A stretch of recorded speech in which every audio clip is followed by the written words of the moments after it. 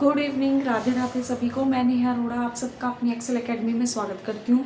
Students, जैसे कि हम 10th क्लास की क्विक रिवीजन कर रहे थे, हमने चैप्टर 1 और चैप्टर 2 की थी।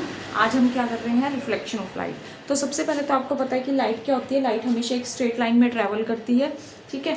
जब स्ट्रेट लाइन में ट्रैवल करती है तो हमने आज क्या टॉपिक करना है, reflection of light. Reflection of light का मतलब है कि कोई लाइट किसी सरफेस पर गिरी, सपोज ये आपका प्लेन सरफेस है, इसके ऊपर ये कोई लाइट आके गिरी और यहीं से ये बैक हो गई, that is the reflection of light. Clear. तो रिफ्लेक्शन ऑफ लाइट जैसे हम अपने आप को मिरर में देख पाते हैं, हम अपने आप को मिरर में किस वजह से देखते हैं, रिफ्लेक्शन ऑफ लाइट की वजह से।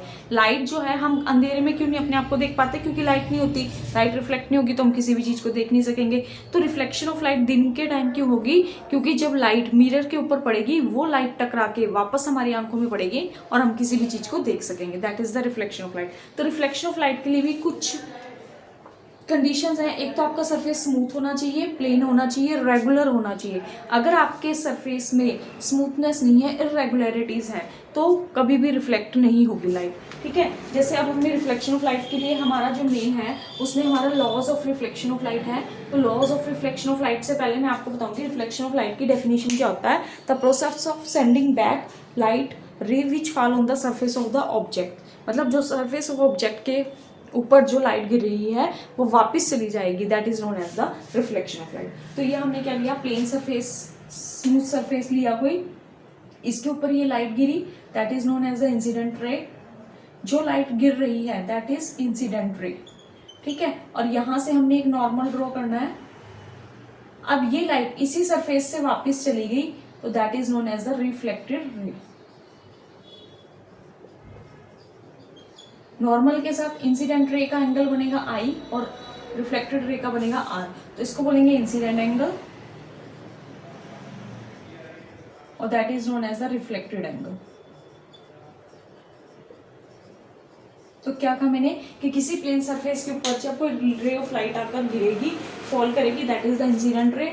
प्लेन सरफेस के इंसिडेंट रे का जब नॉर्मल के साथ जो एंगल बनेगा that is the incident angle, और इसी सरफेस से जब ये लाइट वापस चली जाएगी दैट इज द रिफ्लेक्टेड रे, और रिफ्लेक्टेड रे का जो नॉर्मल के साथ एंगल बनेगा that is the reflected angle, ठीक है। और हमें क्या बताना है स्टूडेंट्स कि हमेशा लॉज ऑफ रिफ्लेक्शन का मतलब क्या है कि एक तो एंगल आई एंगल आर के इक्वल होगा, कि हमेशा आपका एंगल इंसिडेंट एंगल हमेशा आपका रिफ्लेक्टेड एंगल के इक्वल होगा। दूसरा, आपका इंसिडेंट रे, आपकी रिफ्लेक्टेड रे और आपका नॉर्मल, तीनों प्लेन सरफेस पे लाई करेंगे, एक ही सरफेस पे लाई करेंगे, ठीक है। तो हो गया आपका law of reflection. Law of reflection के दो हो गए आपके रूल्स, एक तो incident ray normal and reflected ray will lie on the one plane, और दूसरा incident angle is equal to reflected angle, ठीक है। उसके बाद अब मैंने आपको बताया था कि अगर हमारे पास रोशनी नहीं है तो हम किसी भी चीज को नहीं देख सकते, क्योंकि उस टाइम रिफ्लेक्शन नहीं हो पाएगी लाइट की, ठीक है। उसके बाद मैंने आपको कहा कि हमारा जो सरफेस है वो कैसा होना चाहिए, स्मूथ होना चाहिए, तभी हमारी लाइट क्या होगी, रिफ्लेक्ट होगी। सपोज ये आपकी इंसिडेंट रेज हैं जो कि एक दूसरे के पैरेलल हैं, ठीक है। जब ये रिफ्लेक्ट होंगी तो ये भी क्या होंगी, एक दूसरे के पैरेलल ही होंगी। लेकिन अगर आपका सरफेस जिगजैग है तो ये जो इंसिडेंट रेज हैं ये पैरेलल नहीं होंगी, और इनकी जो रिफ्लेक्टेड रेज हैं वो भी एक दूसरे के पैरेलल नहीं होंगी। क्लियर।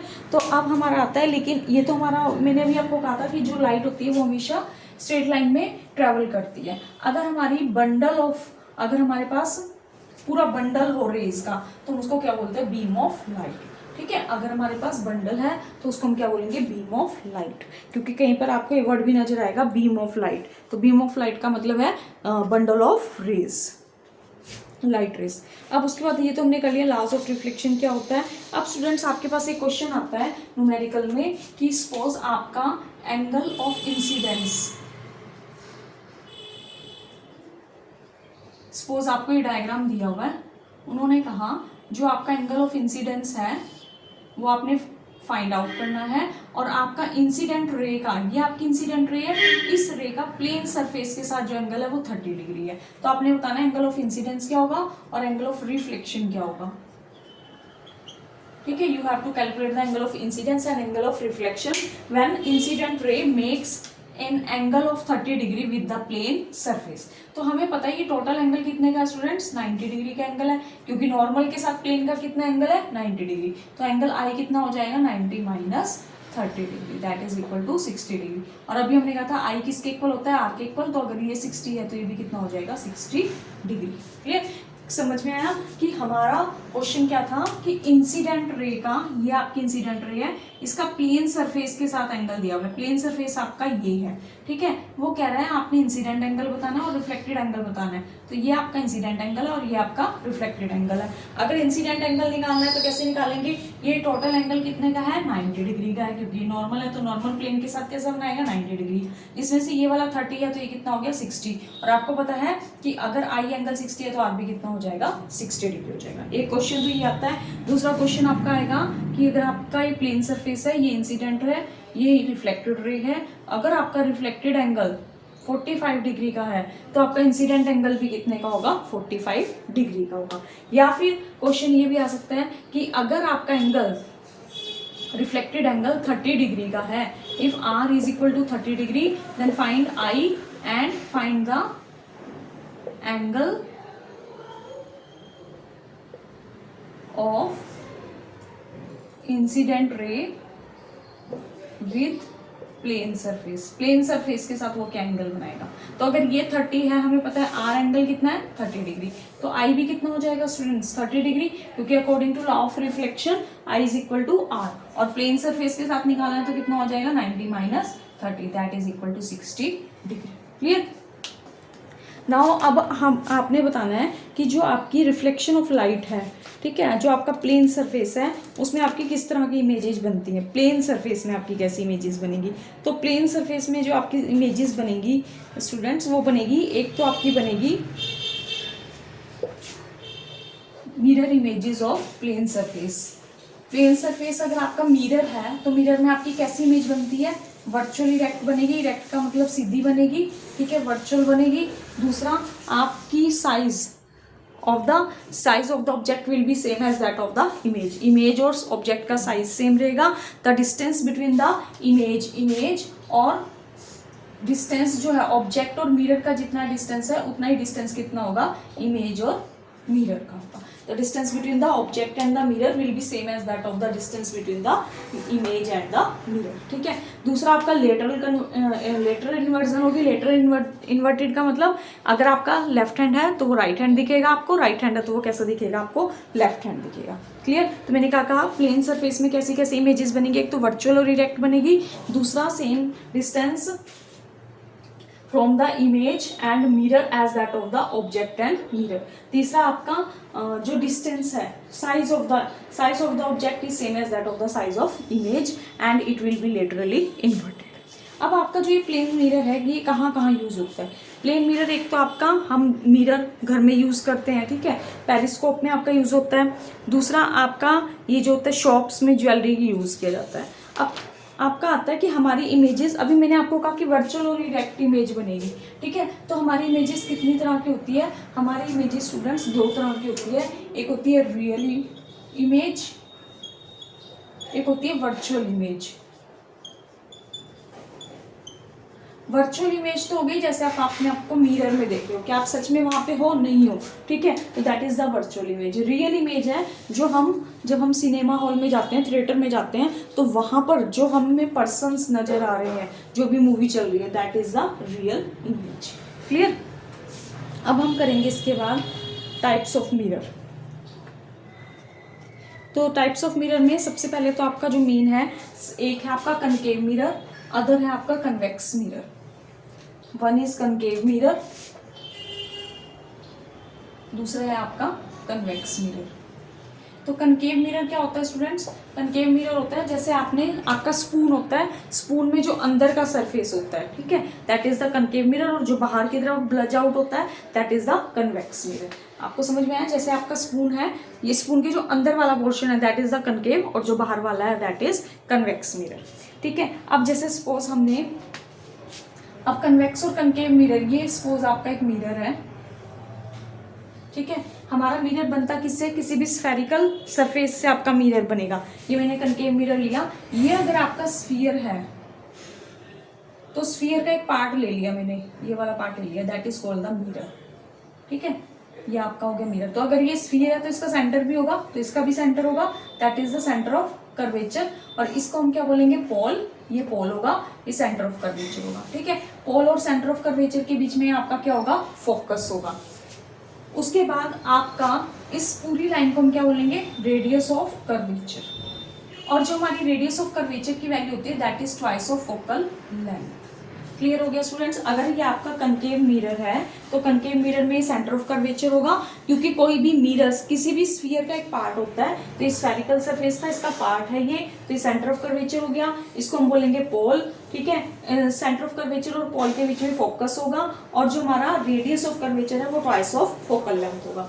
अब दूसरी बात, ये जो सीपी है या जिसको हम पीसी बोलते हैं that is the principal axis. इसको हम क्या बोलेंगे, प्रिंसिपल एक्सिस। क्लियर। और आर की वैल्यू क्या होती है, ट्वाइस ऑफ एफ। यही जो हमारा कनकेव मिरर है, कनकेव मिरर का हमारा दूसरा नाम है कन्वर्जिंग मिरर। कन्वर्जिंग मिरर क्योंकि एक पॉइंट पे कन्वर्ज कर देता है, लाइट को मिला देता है। लेकिन जो कन्वेक्स मिरर होता है उसका नाम होता है डाइवर्जिंग मिरर। डाइवर्ज का मतलब फैला देता है लाइट को। जैसे आपने बचपन में एक्सपेरिमेंट किया होगा या सुना होगा किसी से, वो क्या करते थे, पीसीज ऑफ पेपर लेते थे और उनके ऊपर मिरर को रख देते थे, और थोड़ी देर के बाद हम क्या देखते थे, सनलाइट में जब हम बैठते थे तो हम देखते थे कि वो पेपर क्या हो जाता था, बर्न हो जाता था। क्यों हो जाता था, क्योंकि जो वो मिरर है वो सन की रेज को क्या कर रहा है, एक पॉइंट पर मिला रहा है। ठीक है, कन्वर्ज कर रहा है उनको। तो कनकेव मिरर है, कन्वर्ज कर रहा है एक पॉइंट पे, और कुछ देर के बाद वो गर्म हो जाएगा। गर्म हीटअप होने से वो क्या हो जाएंगे, पेपर आपका जल जाएगा। ठीक है, तो अब जैसे आपको एक क्वेश्चन दिया हुआ है कि रेडियस ऑफ कर्वेचर आपको दी हुई है 20 centimetre, you have to calculate the focal length. तो अभी मैंने आपको कहा था कि फोकल लेंथ क्या होती है, twice of radius of curvature. तो अगर रेडियस आपको गिवन है तो focal length you can find F is equal to 20/2 that is equal to 10 centimetre. तो हाफ होती है आपकी फोकल लेंथ किसकी, रेडियस ऑफ कर्वेचर की। क्लियर। उसके बाद अब आपका आता है जैसे कन्वेक्स मिरर है। कन्वेक्स मिरर जो होगा, मैंने अभी आपको बताया कनकेव मिरर। कनकेव मिरर के केस में हमेशा आपकी लाइट क्या होगी, एक पॉइंट पर आकर कन्वर्ज हो जाएगी। कैसे, जैसे ये आपका कनकेव मिरर है, ये आपकी हो गई, ये हमने ले ली प्रिंसिपल एक्सिस। ये प्रिंसिपल एक्सिस है तो ये पोल हो गया, ये सेंटर ऑफ कर्वेचर, ये आपका फोकस हो गया। ठीक है, ये इंसिडेंट रेज हैं सारी जो कि पैरेलल है प्रिंसिपल एक्सिस के। जब ये सारी रेज इंसिडेंट है तो ये कहीं ना कहीं क्या होगी, रिफ्लेक्ट भी होंगी, तो दे विल रिफ्लेक्ट, ये ऐसे रिफ्लेक्ट होके एक पॉइंट पर मिल जाएंगी सारी। So that's why it's known as the, इसलिए हम इसको क्या बोलते हैं, कन्वर्जिंग लेंस, क्योंकि सारी एक पॉइंट पर आकर मीट कर रही है। ठीक है, लेकिन अब अगर हमारा कन्वेक्स मिरर है तो कन्वेक्स मिरर के केस में they will not meet at a point, they will diverge the light. ये आपका कन्वेक्स मिरर है, ये आपकी सेंटर ऑफ कर्वेचर हो गया। ठीक है, ये आपका पोल हो गया। अब यहाँ पर आपका क्या होगा, सेंटर ऑफ कर्वेचर, यहीं पर आपका क्या होगा, फोकस। ये सारी आपकी इंसिडेंट रेज हैं जो कि पैरेलल है किसके, प्रिंसिपल एक्सिस के। ठीक है, ये प्रिंसिपल एक्सिस के पैरेलल है, और ये सारी क्या हो जाएंगी ऐसे, ये इनकी रिफ्लेक्टेड रेज हैं, और बाद में हम इनको क्या करेंगे, एक पॉइंट पर मिला देंगे। ठीक है, that is known as the focus. तो ये हो गया आपका convex mirror and concave mirror. अब हम इसमें करेंगे कन्वेक्स मिरर में स्टूडेंट्स आपकी हमेशा वर्चुअल इमेज बनेगी। कनकेव मिरर के केस में आपके रियल, इरेक्ट और रियल एंड इन्वर्टेड, और वर्चुअल और इरेक्ट दोनों तरह की इमेजेस बनेगी। तो अब सबसे पहले इसके रूल्स कर लेते हैं। तो रूल्स में पहला रूल क्या आपका, कि अगर ये आपका कनकेव मिरर है, ये आपकी प्रिंसिपल एक्सिस है, ये आपका पोल है, ये सेंटर ऑफ कर्वेचर है, ये आपका फोकस है। तो अगर आपकी कोई भी रे प्रिंसिपल एक्सिस के पैरेलल है, अगर आपकी इंसिडेंट रे प्रिंसिपल एक्सिस के पैरेलल है, तो रिफ्लेक्शन के बाद वो कहाँ से पास होगी, फोकस से पास होगी। फर्स्ट रूल तो ये हो गया। सेकेंड रूल इसका अपोजिट है, उसमें हमने क्या करना है, ये प्रिंसिपल एक्सिस है, ये सेंटर ऑफ कर्वेचर है, ये फोकस है। अगर हमारी ray of light, incident ray of light pass हो रही है फोकस से, तो it will be parallel to the principal axis. पहले पैरेलल थे प्रिंसिपल एक्सिस के, तो रिफ्लेक्शन के बाद वो फोकस से पास हो जाएगी। अगर फोकस पे इंसिडेंट रे आ रही है तो पैरेलल हो जाएगी प्रिंसिपल एक्सिस के। थर्ड रूल है कि अगर कोई इंसिडेंट रे पोल पे आ रही है तो वो पोल के साथ आई एंगल बनाएगी, इंसिडेंट एंगल बनाएगी, और पोल से ही वो रिफ्लेक्ट हो जाएगी, और क्या एंगल बनाएगी, आर एंगल बनाएगी। क्लियर। फोर्थ है आपका कि अगर कोई incident ray centre of curvature से पास हो रही है तो वो सेंटर ऑफ कर्वेचर से क्या हो जाएगी, रिफ्लेक्ट हो जाएगी। तो 4 रूल्स हैं आपके। फर्स्ट रूल क्या था कि अगर पैरेलल है प्रिंसिपल एक्सिस के तो फोकस पे रिफ्लेक्ट होगी, फोकस पे इंसिडेंट रे है तो पैरेलल हो जाएगी प्रिंसिपल एक्सिस के, पोल पे आ रही है इंसिडेंट रे तो पोल से रिफ्लेक्ट होगी, सेंटर ऑफ कर्वेचर से पास हो रही है तो सेंटर ऑफ कर्वेचर से ही वापस चली जाएगी। ये आपके 4 रूल्स हो गए। A formation of different images of the concave mirror, कि कैसी कैसी इमेजेस बनेगी कनकेव मिरर के केस में।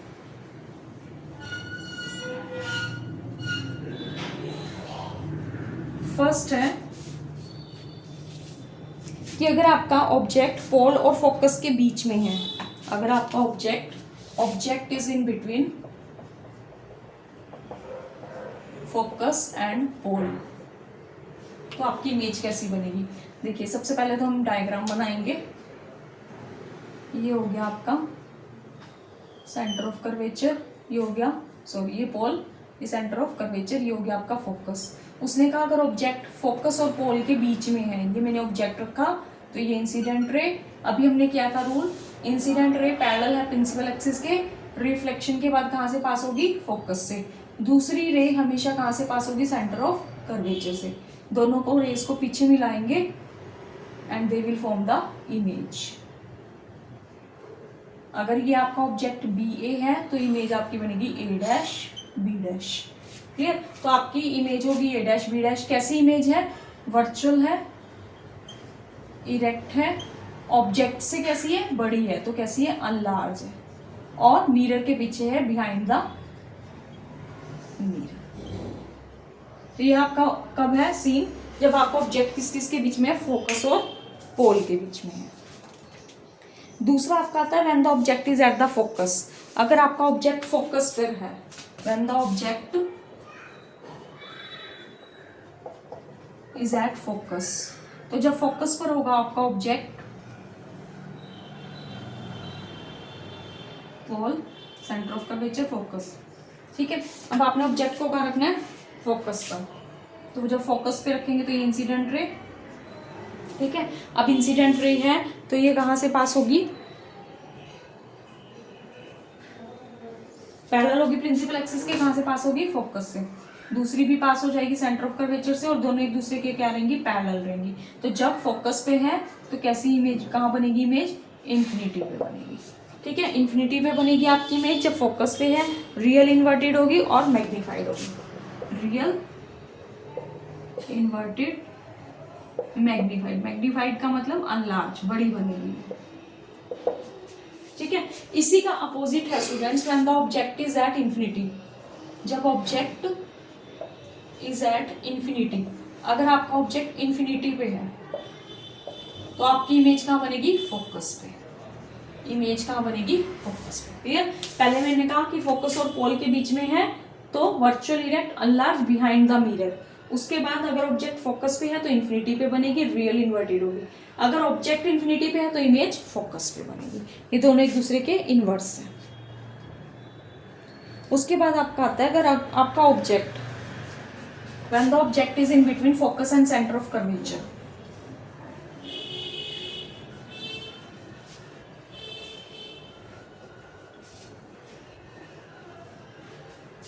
when the object is in between, fourth case है ये, object is in between focus and center of curvature। तो ये हो गया आपका मिरर, ये हो गया पोल, ये सेंटर ऑफ कर्वेचर, ये फोकस। इन दोनों के बीच में ऑब्जेक्ट को रखा पैरेलल प्रिंसिपल एक्सिस के, फोकस से पास। दूसरी कहाँ से पास होगी स्टूडेंट, सेंटर ऑफ कर्वेचर से पास होगी। ये हो गई, यहाँ पर आपकी इमेज बनी हुई है। ठीक है। ये आपका ऑब्जेक्ट था ए बी, तो इमेज कैसी बनेगी, ए डैश बी डैश। अब कैसी इमेज आएगी, रियल इन्वर्टेड है, इन्वर्टेड का मतलब उल्टी है। ठीक है। साथ में कैसी है, बियॉन्ड सी है, सी से परे बनी है, सी से परे बनी है। ऑब्जेक्ट से कैसी है, बड़ी है, अनलार्ज और मैग्नीफाइड। क्लियर। अनलार्ज भी लिख सकते हो आप, मैग्नीफाइड भी लिख सकते हो।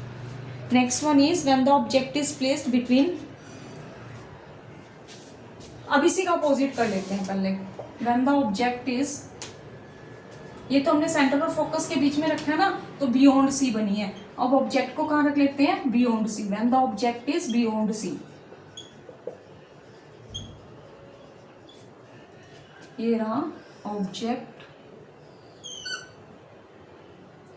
बियॉन्ड सी रखना है, ये सी है, ये पी है, ये एफ है, यहाँ रख दिया मैंने ऑब्जेक्ट। पैरेलल हो गया, रिफ्लेक्शन के बाद फोकस से पास हो गया आपका, दूसरा कहाँ से पास होगा, सेंटर ऑफ कर्वेचर से।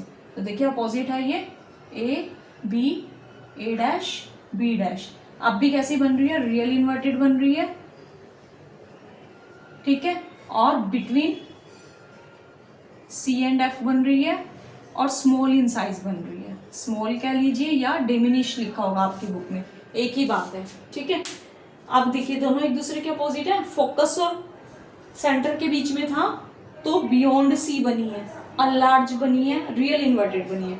बियॉन्ड सी रखा है तो रियल इन्वर्टेड तो बनेगी बनेगी, सी और एफ के बीच में बन जाएगी, स्मॉल हो जाएगा साइज। क्लियर। नेक्स्ट है आपका, बस कनकेव मिरर के केस में आपकी वन टाइम वर्चुअल इमेज बनेगी जब आपका ऑब्जेक्ट कहाँ था, फोकस और पोल के बीच में, अदरवाइज आपकी सारी रियल इन्वर्टेड ही बनेगी। अब नेक्स्ट है आपका, जैसे अगर आपने ऑब्जेक्ट को कहाँ पे रखा है, अगर आपने ऑब्जेक्ट को रखा है फोकस पे, ये सेंटर, ये पोल, ये फोकस, यहाँ पे मैंने ऑब्जेक्ट को रख दिया, ये हो गया, ठीक है। सॉरी फोकस पे नहीं, जब हम ऑब्जेक्ट को कहाँ रखेंगे, सेंटर ऑफ कर्वेचर पे, तो ये पैरेलल होगी प्रिंसिपल एक्सिस के, फोकस से पास हो गई, ठीक है। सेकेंड टाइम आपको पता ही है कहाँ से पास होगी, फोकस से पास होगी, तो पैरेलल हो जाएगी किसके, प्रिंसिपल एक्सिस के। क्लियर। मैंने क्या कहा कि अगर ऑब्जेक्ट कहाँ है, सेंटर ऑफ कर्वेचर पे, when the object is at centre of curvature, when the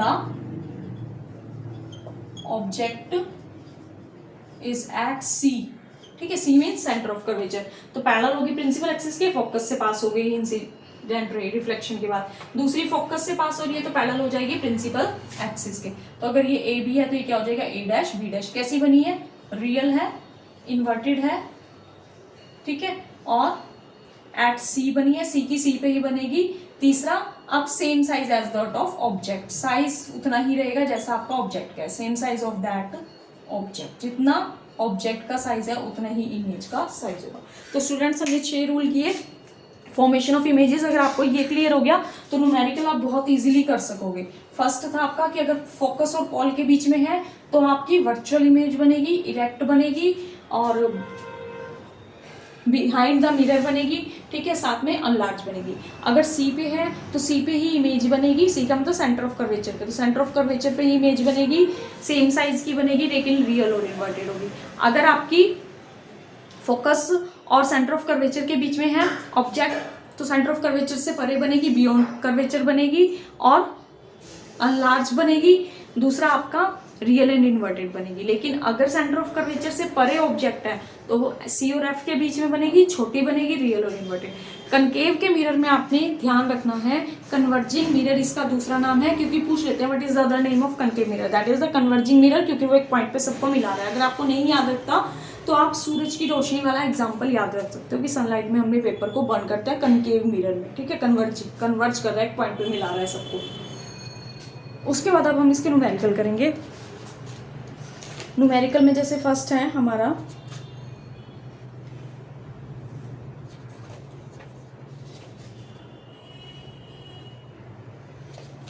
first numerical है an object is placed at the following distances from the concave mirror of focal length 10 centimetre. Focal length आपको given है 10 centimetre, ठीक है। उसके बाद वो कहता है the object is placed at the following distances, distances दिए हुए ऑब्जेक्ट के, डिस्टेंस ऑफ ऑब्जेक्ट क्या क्या गिवन है आपको। फर्स्ट गिवन है 8 सेंटीमीटर, बी है आपका 15 सेंटीमीटर, सी है 20 सेंटीमीटर और डी है स्टूडेंट्स आपका 25 सेंटीमीटर। ये आपको डिस्टेंसेस दिए हैं ऑब्जेक्ट के और साथ में आपको फोकल लेंथ दी हुई है 10 सेंटीमीटर। क्वेश्चन है which position of the object will produce, कि कौन सी पोजीशन पे कौन सी इमेज बनेगी। पहले आपने बतानी है डिमिनिश रियल इमेज, एक आपने बताना है डिमिनिश रियल इमेज, ठीक है। बी आपने बताना है magnified real image, magnified real image. Third आपने बताना है magnified virtual image, magnified virtual image. और फोर्थ आपने बताना है image of same size as that of object, image of same size as that of object. Clear? तो आइए पहले डायग्राम बना लेते हैं, डायग्राम से इजीली हो जाएगा। कनकेव मिरर है तो ये ले लिया मैंने, ठीक है।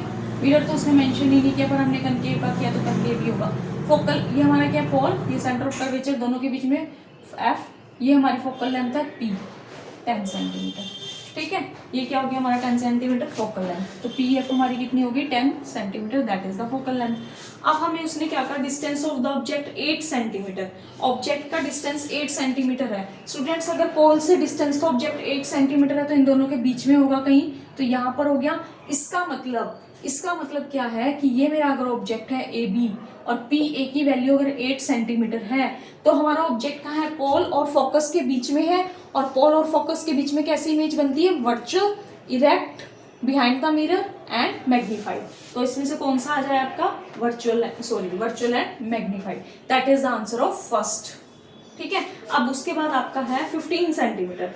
15 सेंटीमीटर देख लेते हैं। 15 सेंटीमीटर 10 से तो बड़ा होगा, ठीक है। लेकिन अगर आपकी पी एफ की वैल्यू 10 सेंटीमीटर है, इसका मतलब ये आपकी फोकल लेंथ है, तो आपका रेडियस ऑफ कर्वेचर क्या होगा, मतलब पीसी की वैल्यू कितनी होगी, radius of curvature is double of focal length, तो 10 into 2 that is equal to 20। अभी बताया था ना मैंने आपको last, R is equal to 2f, ये वाला फॉर्मूला जब हम यहाँ पे अप्लाई करेंगे तो हमारा कितना आ जाएगा 20। तो अब उसने हमें क्या कहा, उसने हमें कहा है कि ऑब्जेक्ट है 15 सेंटीमीटर, इसका मतलब एफ और सी के बीच में है, एफ और सी के बीच में अगर हमारा ऑब्जेक्ट ए बी 15 सेंटीमीटर है, मतलब अगर मेरा पी ए 15 सेंटीमीटर है तो वो किस के बीच में है, सेंटर ऑफ कर्वेचर और फोकस के बीच में है। और सेंटर ऑफ कर्वेचर और फोकस के बीच में जब हम ऑब्जेक्ट को रखते थे तो इमेज कहाँ बनती थी, सेंटर ऑफ कर्वेचर से परे बनती थी, सेंटर ऑफ कर्वेचर से परे बनती थी, रियल इन्वर्टेड बनती थी, और साथ में आपकी इमेज कैसी होती थी, मैग्नीफाइड होती थी। तो देखते हैं रियल मैग्नीफाइड इमेज, ये हो जाएगा आपका बी का आंसर, रियल एंड मैग्नीफाइड, ठीक है। उसके बाद थर्ड है आपका 20 सेंटीमीटर। 20 सेंटीमीटर ये तो आपका कितना है, 20 सेंटीमीटर ही है, इसका मतलब आपकी रेडियस ऑफ कर्वेचर कितनी है 20 सेंटीमीटर। इसका मतलब आपका ऑब्जेक्ट कहाँ पर रखा हुआ है, सेंटर ऑफ कर्वेचर के ऊपर, और जब सेंटर ऑफ कर्वेचर के ऊपर ऑब्जेक्ट को रखते हैं तो इमेज भी कहाँ बनती है, सेंटर ऑफ कर्वेचर पे बनती है और रियल इन्वर्टेड होती है, ठीक है, same size as that of object. तो ये किसका आंसर हो जाएगा आपका, सी का, image is same size as that of object. अब डी 25 सेंटीमीटर, 25 सेंटीमीटर इसका मतलब सी से परे है, सी से परे है तो इमेज कहाँ बनेगी, सी और एफ के बीच में बनेगी, रियल इन्वर्टेड होगी और साथ में कैसी होगी स्टूडेंट्स, डिमिनिश होगी। This is the answer of D. Clear? Now we will take the next example. सबसे पहले हम इसके थोड़े से साइन कन्वेंशंस कर लेते हैं स्फेरिकल मिरर की, स्फेरिकल मिरर की साइन कन्वेंशंस कर लेते हैं।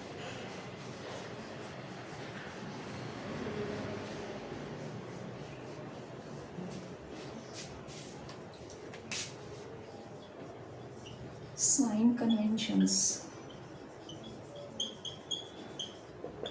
तो सबसे पहले साइन कन्वेंशन क्या है, सबसे पहले तो हम डायग्राम बना लेते हैं। ये पोल हो गया आपका, ये सेंटर ऑफ कर्वेचर हो गया, ये आपका क्या हो गया, फोकस, ठीक है। सबसे पहले तो स्टूडेंट्स हमने जितने भी, जब हम न्यूमेरिकल करेंगे, जितने भी हमने डिस्टेंसेस मेजर करने हैं that will be from the pole, ठीक है। आप कभी भी एफ पी नहीं लिखोगे, that will be wrong, you have to write P F, P C, P A. Clear? आपने जो भी डिस्टेंस लेना है पोल से लेना है।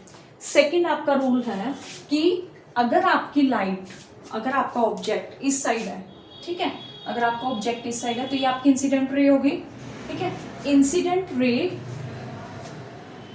किस साइड जा रही है, आपकी इस साइड जा रही है ना, तो इंसिडेंट रे के अपोजिट डायरेक्शन में जितने भी साइंस आएंगे दे विल बी नेगेटिव, कि इंसिडेंट रे के अपोजिट डायरेक्शन में जितने भी साइन होंगे दे will B negative. Incident ray आपकी इस साइड जा रही है तो इधर वाले सारे नेगेटिव होंगे। इसका मतलब अगर आपका ऑब्जेक्ट इस साइड है तो आपकी पी ए की वैल्यू नेगेटिव होगी, पी एफ की वैल्यू नेगेटिव होगी, PC की वैल्यू भी क्या होगी, नेगेटिव। क्लियर कि इंसिडेंट रे की डायरेक्शन के अपोजिट जितने भी डिस्टेंसेस हम लेंगे P से, they will be taken as negative. अब सेकेंड, जब हमने PA क्या मेरा ऑब्जेक्ट है, ऑब्जेक्ट के डिस्टेंस को आप हमेशा U से लिखोगे और इमेज के डिस्टेंस को you will write by V। Image के डिस्टेंस को हमेशा V से लिखते हैं, ऑब्जेक्ट के डिस्टेंस को हमेशा U से लिखते हैं। इंसिडेंट रे के अपोजिट डायरेक्शन में अगर ऑब्जेक्ट है दैट विल बी नेगेटिव। इसका मतलब कनकेव के केस में तो आपने हमेशा इधर ही रखा है ऑब्जेक्ट, इसका मतलब कनकेव के केस में आपकी फोकल लेंथ, आपका ऑब्जेक्ट का डिस्टेंस दोनों क्या रहेंगे, हमेशा नेगेटिव रहेंगे। ठीक है, अब उसके बाद है आपका इसमें कि अगर हमारा सपोज हमारी इमेज बन गई, हमने अब इमेज का डिस्टेंस लेना है और ऑब्जेक्ट का डिस्टेंस लेना है। डिस्टेंस मीन्स हाइट कह सकते हो, इमेज की हाइट और ऑब्जेक्ट की हाइट लेनी है अगर आपने, तो उनको आप H1 और H2 से शो करोगे, H2 एंड H1 से। अगर तो आपकी इमेज इस साइड बन रही है और ऊपर की तरफ है, अपवर्ड डायरेक्शन में, अपवर्ड डायरेक्शन में अगर आपकी इमेज बन रही है तो दैट विल बी पॉजिटिव, मतलब वर्चुअल इमेज है इसका मतलब, तो H1 क्या लोगे, H2 क्या लोगे, पॉजिटिव। ठीक है, और H1 तो हमेशा क्या रहेगा, पॉजिटिव ही रहेगा क्योंकि पॉजिटिव डायरेक्शन में रखते हैं। रियल इन्वर्टेड जहां पे भी बनेगी वहां पे आपका H2 नेगेटिव आएगा और वहां जहां वर्चुअल बनेगी वहां पर आपका H2 क्या आएगा, positive. Clear, sign conventions I think आपको क्लियर हो गई होंगी। अब हम क्या करते हैं, इनके क्वेश्चंस लेते हैं। अब उसके बाद आता है आपका एक मिरर फॉर्मूला क्या होता है।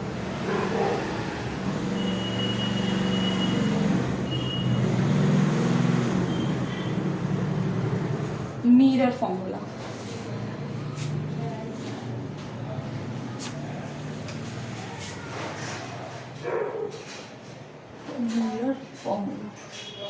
मिरर फॉर्मूला होता है students 1/v plus 1/u is equal to 1/f। f है आपकी फोकल लेंथ,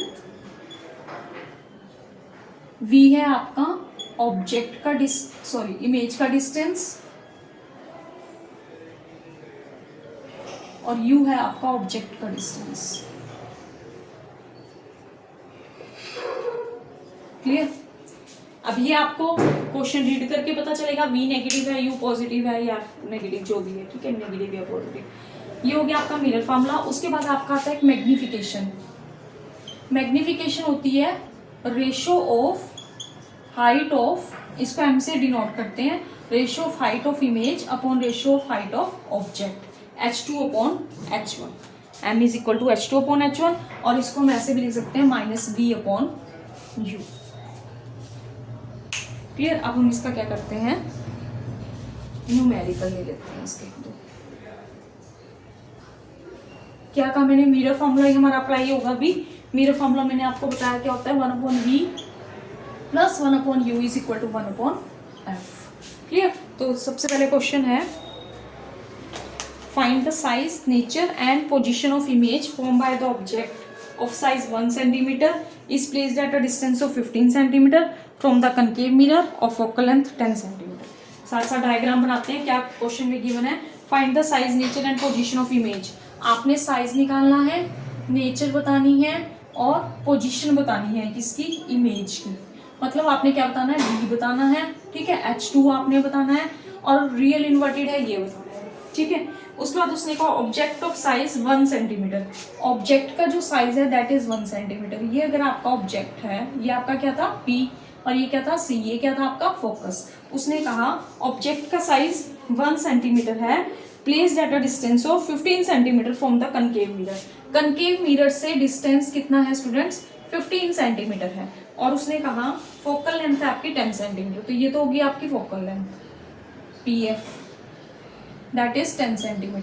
क्लियर, उसने क्या कहा ऑब्जेक्ट का डिस्टेंस कितना है, कितना का ऑब्जेक्ट का डिस्टेंस 15 cm। तो ये हो गया आपका, इसका मतलब F से परे है, तो ये अगर मैंने A लिया, ये B ले लिया, ये ऑब्जेक्ट हो गया, तो PA की वैल्यू आपकी हो जाएगी 15 cm। साथ में उसने कहा था ऑब्जेक्ट की जो हाइट है, ऑब्जेक्ट का जो साइज है, आप ऑब्जेक्ट के साइज को H1 से लिखेंगे, दैट इज 1 cm। क्लियर, अब हमने सब कुछ निकालना है, H2 V सब फाइंड आउट करना है, F। तो अब हमारे पास सबसे पहले तो मैंने आपको जब साइन कन्वेंशन बताई थी उसमें बताया था कि इमेज के अगर इंसिडेंट रे के अगर अपोजिट डायरेक्शन में हम ऑब्जेक्ट को ले रहे हैं that will be taken as negative. तो यू की वैल्यू क्या लोगे स्टूडेंट्स आप, नेगेटिव, और यू आपका ऑब्जेक्ट का डिस्टेंस है दैट इज 15 सेंटीमीटर, इसका मतलब that is negative 15 centimetre. Clear. उसके बाद हमने क्या लेनी है, फोकल लेंथ। फोकल लेंथ भी आपके अपोजिट डायरेक्शन में है तो आपको क्या लोगे, -10 सेंटीमीटर। क्लियर। अब हम फॉर्मूला अप्लाई करते हैं 1/v + 1/u = 1/f। f की वैल्यू आपको पता है, v you have to calculate, -1/15 = -1/10। तो 1/v = -1/10 + 1/15। Now you will take the LCM, it will be 30 - 3 + 2 that is equal to -1/30, 1/v, v is equal to -30 centimetre. Clear. अगर आप अब आपकी v की वैल्यू क्या आ रही है, नेगेटिव आ रही है, v की वैल्यू नेगेटिव है, इसका मतलब आपकी इमेज किस डायरेक्शन में है, नीचे वाली डायरेक्शन में, ठीक है, डाउनवर्ड डायरेक्शन में। तो डाउनवर्ड डायरेक्शन में इमेज कैसी बनेगी, हमें पता चल गया कि हमारी इमेज कैसी है, रियल एंड इन्वर्टेड है। v की वैल्यू हमारी निकल गई, ठीक है, नेचर हमें पता चल गई। अब हमें क्या निकालना है, उसकी साइज निकालना है। साइज का मतलब हमें क्या निकालना है स्टूडेंट्स, h2 की वैल्यू हमें फाइंड आउट करनी है। तो h2 के लिए हम क्या फॉर्मूला अप्लाई करते हैं, m = h2/h1 and that is equal to -v/u। ये फॉर्मूला हम अप्लाई करेंगे, लेकिन हमारे पास तो m भी नहीं है, h1 है। तो h1 है तो हम सबसे पहले m निकाल लेते हैं, m = -v/u फॉर्मूला लगाएंगे, m = minus as it is, v की वैल्यू कितनी है आपकी, -30, ठीक है, आपका u कितना था, -15, minus minus will be cancel out, m की वैल्यू कितनी आ गई students, -2, your magnification is -2। Now put here -2 is equal to h2, h1 कितना था आपका 1, और h1 को क्या लेंगे, पॉजिटिव या नेगेटिव, h1 अपवर्ड डायरेक्शन में, it will be taken as positive, तो h2 की वैल्यू कितनी होगी, -2, इसका मतलब ये कहाँ पे, डाउनवर्ड डायरेक्शन में है। Clear, I think it's clear to you. Now we will take the next one question, so it will be clear more to you. Okay,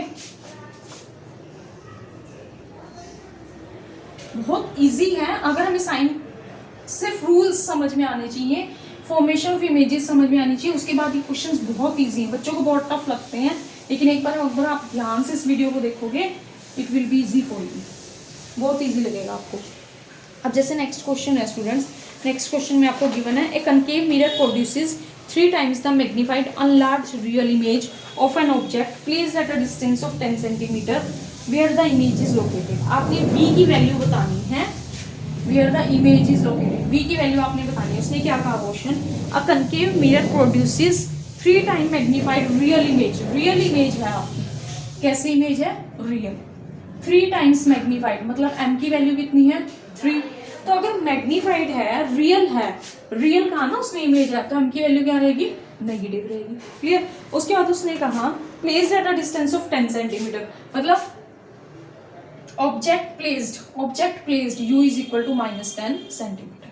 clear students. और क्वेश्चन था concave mirror produces the magnified 3 times magnified image, कैसी image, real. तो real के case में image कैसी होगी, negative होगी, तो m की वैल्यू को क्या ले लिया, negative. Placed at a distance, object placed at a distance of 10 centimetre from the mirror, find the image located. बस अब हमें क्या करना है, हमारे पास f तो है नहीं, हमें तो v कैलकुलेट करना है, तो क्या करेंगे, हमें पता है m = -v/u था, m की वैल्यू गिवन है, v हमें कैलकुलेट करना है -10, 10 से 10 कैंसिल, माइनस से माइनस कैंसिल हो गया, v की वैल्यू कितनी आ गई, -30 सेंटीमीटर। क्लियर। अब नेक्स्ट क्वेश्चन है students, the magnification produced by the plane mirror is +1, does it mean, अगर मैग्निफिकेशन की वैल्यू +1 है प्लेन मिरर के केस में, तो इसका क्या मतलब है, तो अगर आपकी वैल्यू, मैं जरा ये आपको एक्सप्लेन कर देती हूँ कि अगर मैग्निफिकेशन की वैल्यू प्लस में है, ठीक है, अगर आपकी मैग्निफिकेशन की वैल्यू प्लस में है तो आपकी इमेज कैसी बन रही होगी, वर्चुअल, इरेक्ट, ठीक है। अगर नेगेटिव है तो रियल एंड इन्वर्टेड।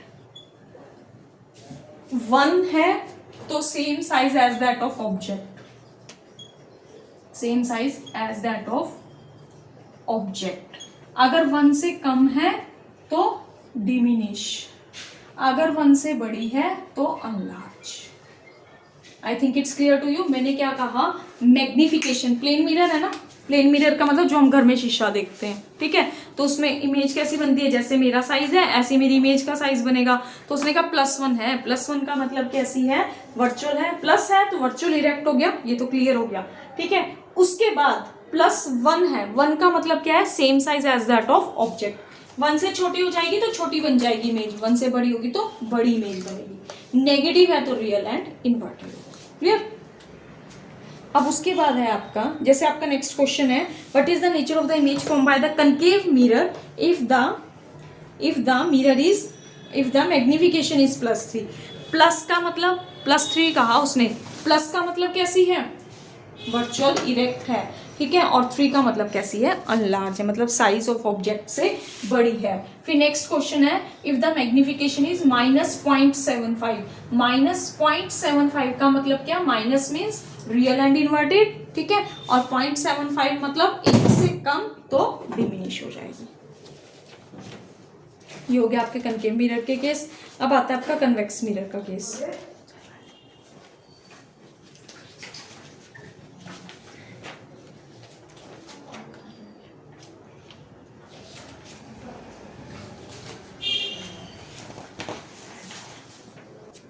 तो ये तो था स्टूडेंट्स कनकेव मिरर का केस, ठीक है। अब कन्वेक्स मिरर में भी सेम है, ठीक है, लेकिन हम कन्वेक्स मिरर के न्यूमेरिकल्स देख लेते हैं। तो सबसे पहला न्यूमेरिकल है आपका कन्वेक्स मिरर का, an object 5 centimetre high, 5 centimetre high मतलब हाइट है उसकी, और ऑब्जेक्ट को हम किससे लिखते हैं, h1 से, तो it will B 5 centimetre h1, ठीक है। अब उसके बाद उसने क्या कहा, an object 5 centimetre high is placed at a distance of 10 centimetre. कितने डिस्टेंस पे उसको रखा हुआ है, 10 सेंटीमीटर के डिस्टेंस पे फ्रॉम द कन्वेक्स मिरर। अभी स्टूडेंट्स कन्वेक्स मिरर कैसा बनेगा, ये तो कनकेव का केस था ना, कन्वेक्स में कैसा हो जाएगा, ये हो जाएगा आपका, यहाँ पे आपका पोल बनेगा, यहीं पे सेंटर ऑफ कर्वेचर, और यहाँ पे क्या बनेगा, फोकस बनेगा, ठीक है। अब मैं दोनों को ना एक बार कंपेयर कर देती हूँ, आपको इजी हो जाएगा। ये आपका कनकेव था, कनकेव में यहाँ पोल था, यहाँ फोकस था, सॉरी ये सेंटर ऑफ कर्वेचर, ये फोकस था। अपोजिट है ना, इंसिडेंट रे यहाँ से जा रही थी किस डायरेक्शन में, उस डायरेक्शन में, तो हम यू को भी नेगेटिव ले रहे थे, एफ को भी नेगेटिव ले रहे थे। लेकिन इसके केस में इंसिडेंट रे इधर आ रही है ना, तो जब इंसिडेंट रे इधर आ रही है तो यू की value will take positive, F भी आप क्या लोगे, पॉजिटिव, क्लियर। इमेज डिपेंड करेगा कि आपकी किस साइड बन रही है, और सॉरी ऑब्जेक्ट तो आप इस साइड लोगे ना, तो यू तो आपका क्या रहेगा, नेगेटिव रहेगा, लेकिन एफ आपका क्या रहेगा, पॉजिटिव, क्लियर। तो अब एक क्वेश्चन करते हैं इसका कि ऑब्जेक्ट की हाइट दी थी 5 सेंटीमीटर। अब हाइट तो पॉजिटिव ही लोगे, डाउनवर्ड डायरेक्शन में थोड़ी ना रखेंगे, ऑब्जेक्ट को तो हमेशा कहाँ रखेंगे, अपवर्ड डायरेक्शन में, ठीक है। तो h1 क्या हो जाएगा, पॉजिटिव। उसके बाद उसने कहा place at a distance of 10 centimetre, object का डिस्टेंस 10 सेंटीमीटर, तो यू की वैल्यू क्या होगी स्टूडेंट्स, -10 होगी।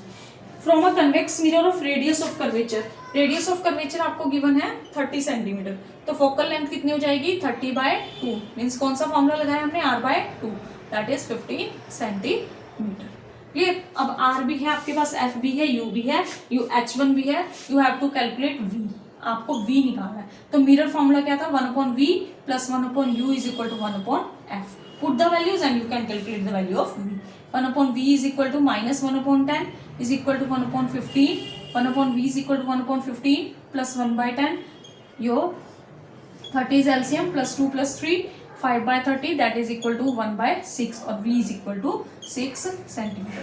अब v आपका क्या आ रहा है, 6 सेंटीमीटर, इसका मतलब v कैसा है आपका, वर्चुअल है, इरेक्ट है, ठीक है। अब हमने क्या निकालना है, हमने निकालना है h2 निकालने के लिए हमारे पास m होना चाहिए, m नहीं है, तो m निकालेंगे -v/u से, m is equal to -v की वैल्यू कितनी है यहाँ आपकी 6, u की वैल्यू कितनी थी -10, it will be cancel out, m is equal to 3/5, ठीक है। अब m पता चल गया, h2/h1, m की वैल्यू 3/5 है, h2 you have to calculate, h1 is 5, 3/5 multiplied by 5 is equal to h2, 5 will be cancel out, h2 is equal to 3 centimetre. तो virtual और डायरेक्ट इमेज बनेगी और अपवर्ड डायरेक्शन में बनेगी, इसलिए आपकी मैग्निफिकेशन कैसी आई है, पॉजिटिव आई है। I think clear students. Reflection of light मतलब bending of light from the same surface, bend हो जाना लाइट का आफ्टर द रिफ्लेक्शन, ये है सेम सरफेस से वापस चली जाएगी, ये इंसिडेंट रे है, ये रिफ्लेक्टेड रे है, ये नॉर्मल है, इंसिडेंट के साथ जो एंगल बनेगा नॉर्मल के साथ इंसिडेंट एंगल,